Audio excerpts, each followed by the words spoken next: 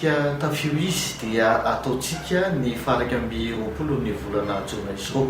Ity hetsika ity dia fanao isa-taona ary ny zava-dehibe aminy moa dia ny hoe fanangonanao izay akanjo na kiraro na toy izany ao atokantranonao ao, ary ianao ihany no misafidy iza no olona omenao azy amin'io andro ndraiky amin'ny roapolo ny volana jona io.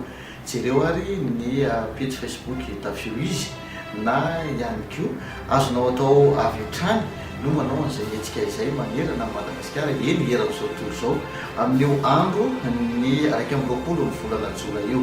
Ny fepetra dia aza maka sary, aza aheny amin'ny Facebook na ny serasera samihafa ny zavatra rehetra vitanao amin'io tontolo andro ny raiky amin'ny roapolo ny volana jona io. Makasitraka ary tompo lasy tompo vavy.